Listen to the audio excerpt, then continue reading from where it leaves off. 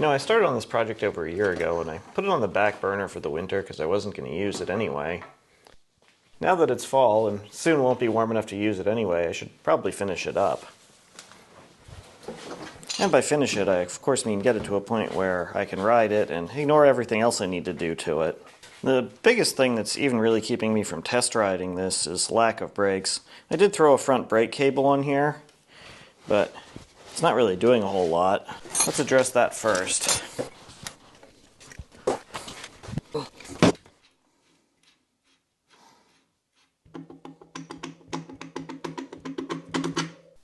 Yeah, there's not much left on there. It's been a minute since I've done these, but I think you can just kind of pry one side off.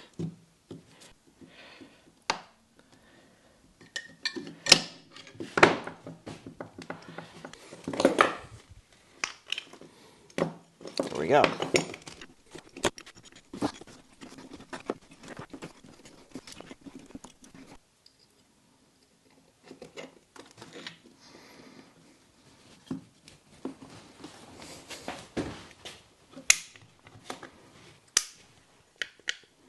As much as I'm going to regret doing it in about 30 seconds, while I'm here I probably should repack the wheel bearings too.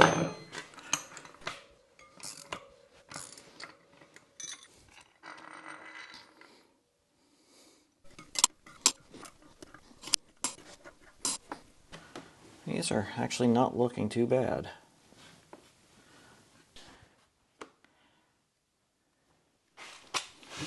No matter how careful you are and how many times you count, there's always one that disappears.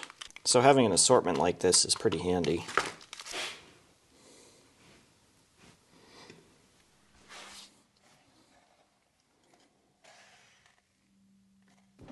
And while the wheel's off, I'll get the front fender on.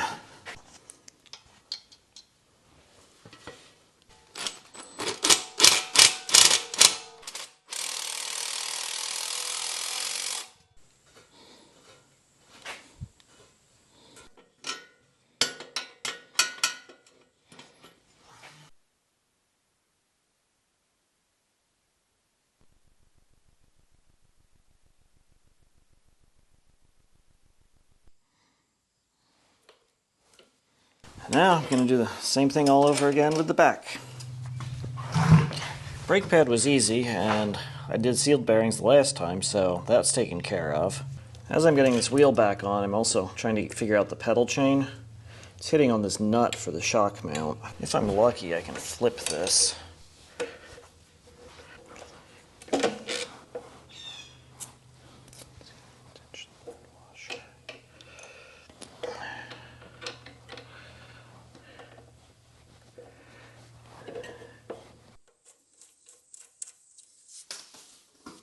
That's perfect.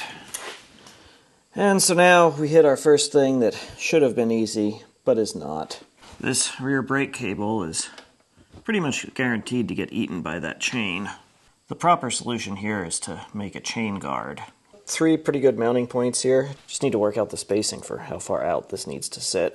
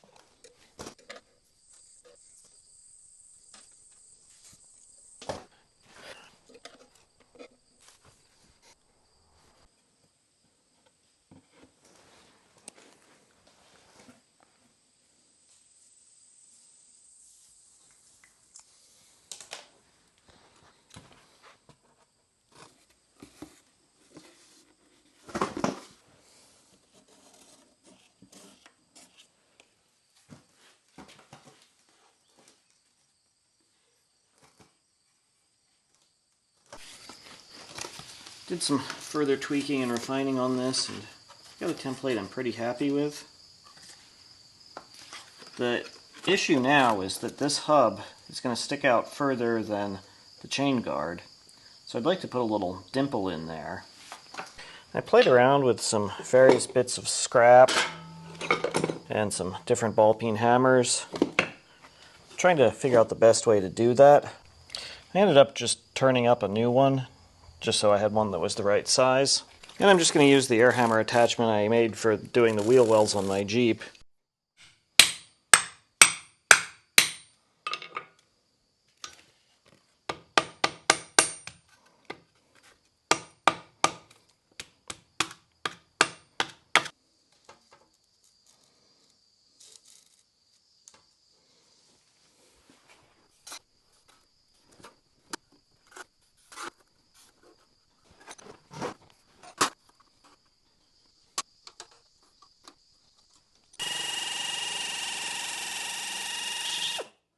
I ended up needing that dimple a little bit bigger. I wasn't real happy with how that came out. And I also put the mounting holes in the wrong place in the first one, so I started over.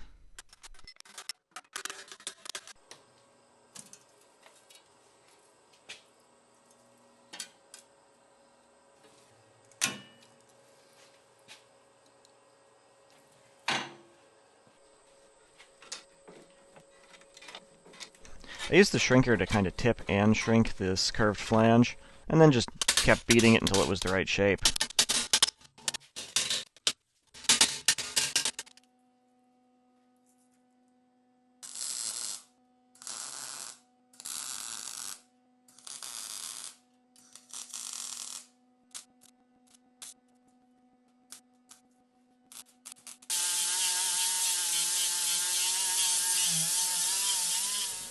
So it looks like I can just use one of these little P-clips.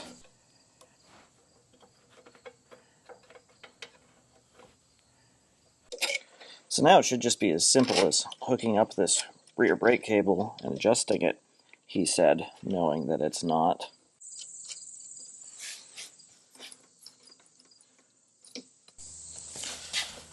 Let's try adjusting out the front one too.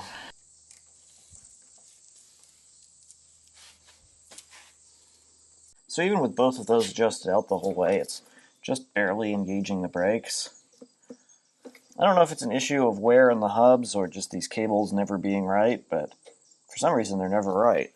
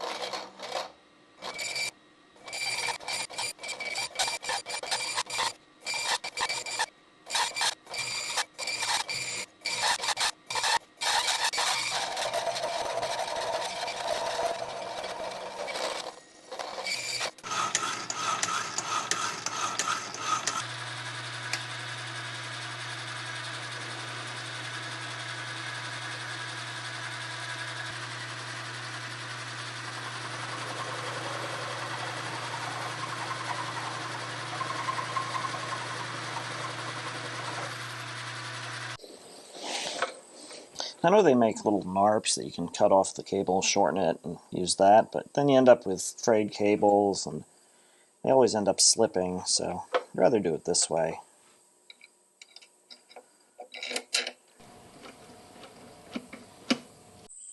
Well, now that that's done, let's look at a fairly similar issue on the other side, which is that this cabling is going to kind of be all up in these pedals.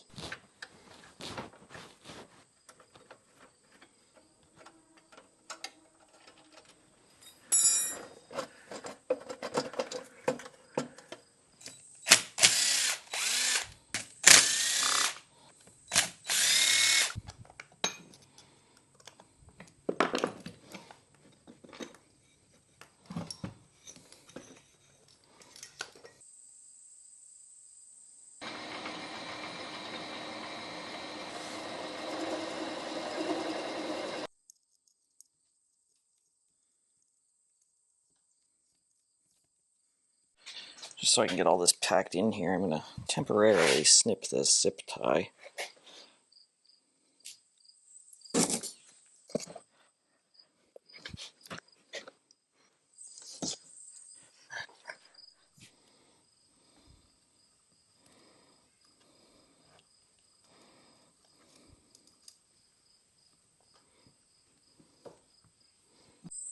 It'll probably fall out, but it doesn't really even need to be there since there's lots of other holes here. So I took the rotor out because it was going to be easier to clean the metal chips out of that. Wrapped it in tape just because it is magnetic and I don't really want metal chips stuck all over it. But I screwed up and I forgot that this was left-hand threads. So I just put the impact on it and kept hammering on it until it moved. Unfortunately, it moved by breaking the end of that off. I think I'll just drill and tap that. And this tap is pure garbage. I might go buy a new tap. So because this was drilled and tapped for M8, it's probably a little looser than I would like. It also doesn't need to be this big diameter. It's actually hitting the chain. It doesn't need to be a hex either, since I don't need to tighten it, so I think I'm just going to go ahead and remake that. So I completely forgot to film boring this out, and that's partly because this morning I scored these off of Facebook Marketplace. It's a pretty complete set of gauge pins for 75 bucks. I really couldn't say no to this. Those deals are still out there.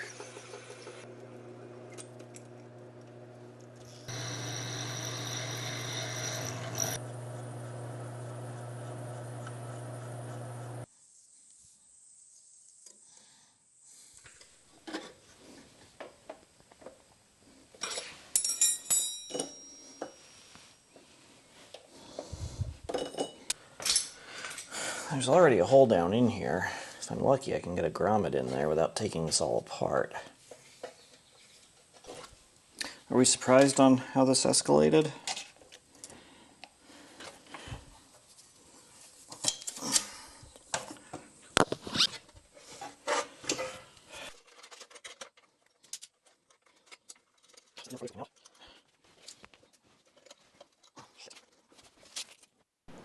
So now that that's nice and cleaned up, I need to clean up this because this is a mess. And there's a whole bunch of wires here that are redundant. I spent a while going through this and drawing up a little wiring diagram. I did hit one little snag. This controller has a provision so that you can't be on the throttle and the brakes at the same time. If you hit the brakes, it kills the motor. It sends power out the orange wire to the brake light, and then back this purple wire, and then out the purple wire and grounds it through the brake light switch. The problem with that, though, is that the tail light shares a common ground with the brake light, so you wouldn't really have the tail light unless you were on the brakes. I'm thinking I can just jumper the orange wire and purple wire, and then put my brake switch and brake light downstream of that. Let's bench test that and see if it works or if it destroys the controller.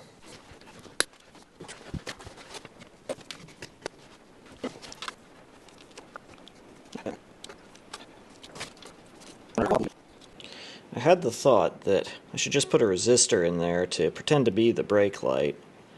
Got everything else wired up. Well, let's see if this works. Turn on the electronic key.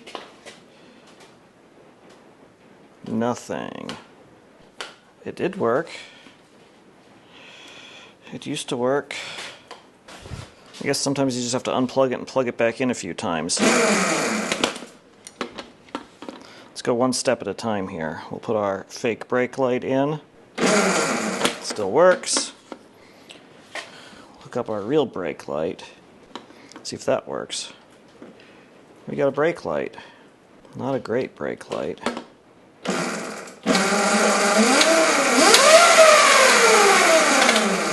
So it does not kill the throttle when you're on the brake. Interesting.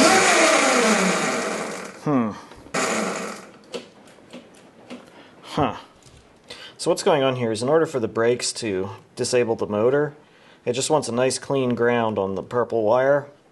After a whole bunch more fiddling around with this, I kind of came to the conclusion that there's not going to be a good way to achieve that without really overcomplicating things. So I'm going to go ahead and just not have that functionality and just oversimplify things instead.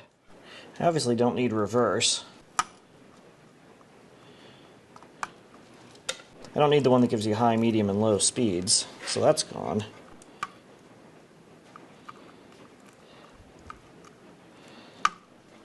The brake stuff, That'll go away.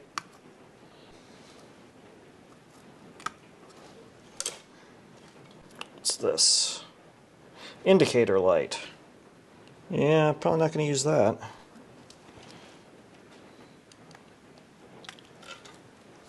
Charge port. I don't feel good charging through those wires.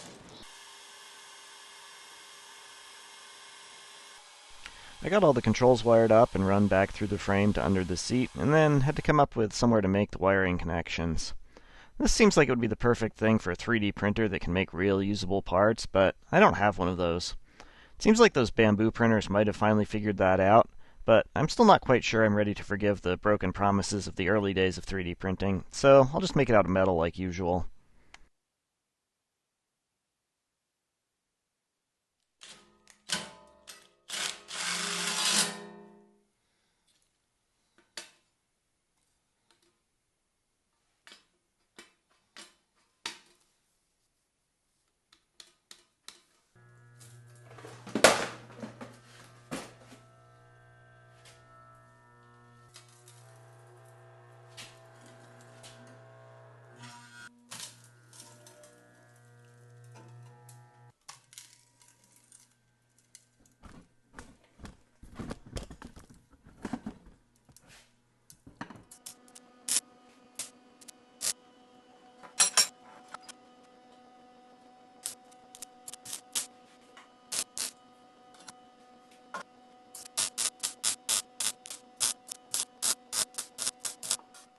You know, if I made an honest video about these projects, it would be 15 minutes of me standing around staring at things, wiggling it back and forth, and 5 minutes of actually doing something.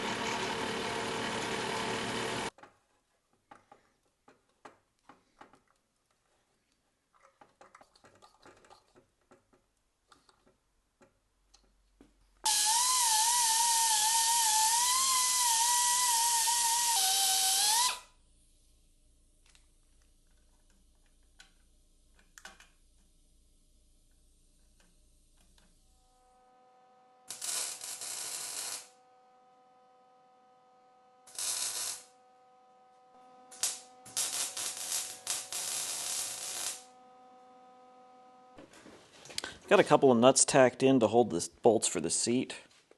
I'm kind of realizing that this tail light should go up a little bit. It'll also give me more clearance for the license plate over the rear tire.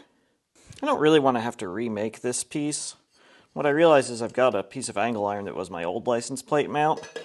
It's already got the holes in it, and it'll be just about the right thickness to weld in there.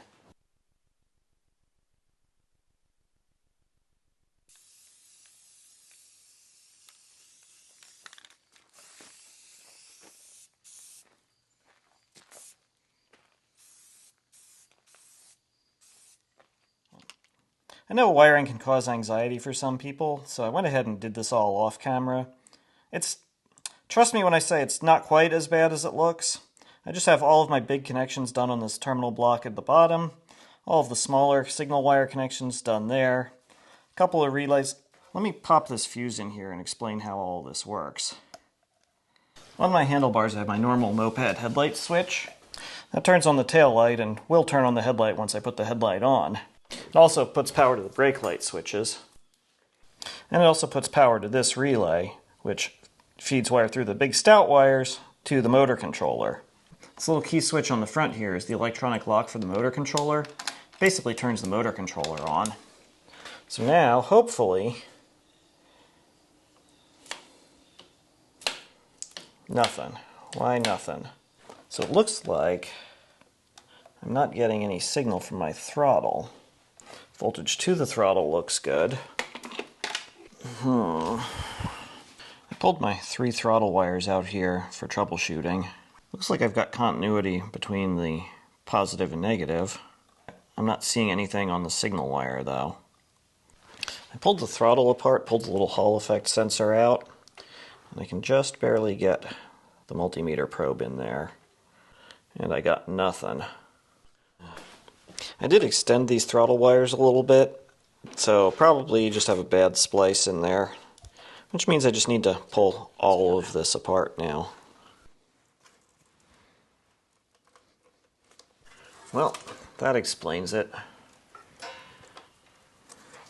was really hoping I wouldn't have to pull this back through the frame, but it looks like I've got enough slack I can pull it up a little more.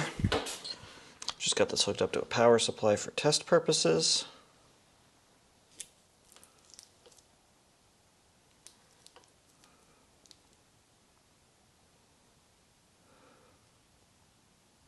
Seems to work. Alright, let's try her again.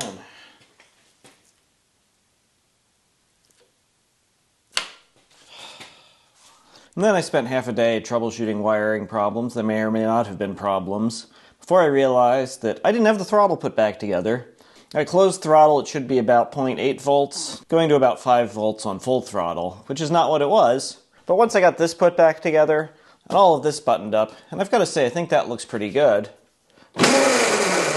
Now it actually works. The other key switch here is for a relay for the charge port, because if you have power to the charge port, those 2 pins are hot, which I don't really like. So this gives me a way to turn it off.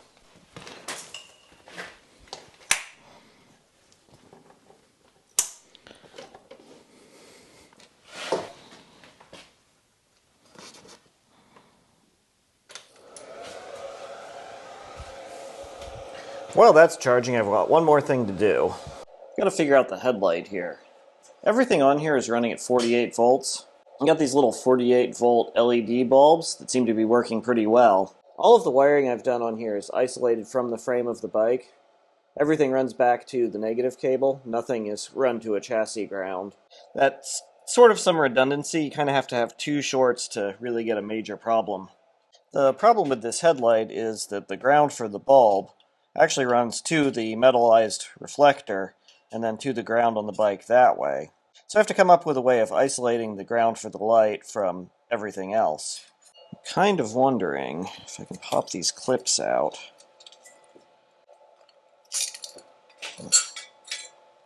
So it looks like the glass on the lens is actually what's in contact with the bezel. Cool. Which means I just have to figure out a way to isolate these clips from the reflector. Let's try some little strips of plastic here. See if we can get these in.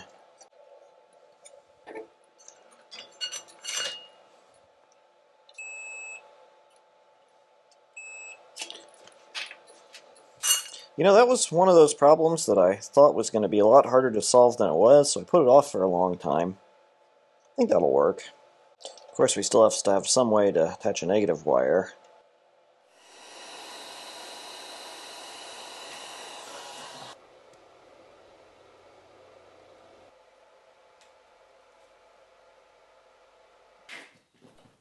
Well, I guess all that's really left to do now is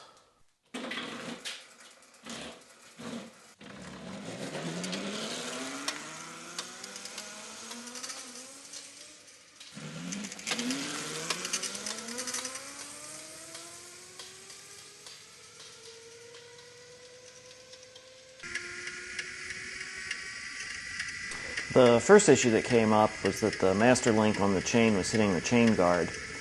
That was pretty easily corrected with some minor adjustment with the pry bar. Performance-wise, this thing's pretty similar to a 50cc moped, which is to say it's completely underwhelming. Top speed on flat ground is right around 30 miles per hour, which is the legal limit for a moped. And that's not a wink-wink 30 miles an hour, it's actually 30 miles an hour. It's also pretty gutless going up hills and accelerating. The low-end torque just isn't there. I did just under 17 miles and used just under half the battery, so the range is going to be about 35 miles. And as a rough estimate, it was about 18 or 19 miles per kilowatt hour. So while this thing could be more fun, it's still rideable as is, so until the weather gets too cold, I think I'm just going to ride this as much as I can. And hopefully I'll burn up this controller and can swap in one that's programmable and tunable, get a little more low-end torque and maybe a little bit better efficiency. This controller also doesn't have regenerative braking. I don't know that that would help a whole lot because I'm pretty much just on full throttle the entire time. Anyway, as always, thanks for watching. Thanks for the support from my patrons and YouTube members. And if you want to see where this project goes in the future, stick around, because a project like this is never really finished.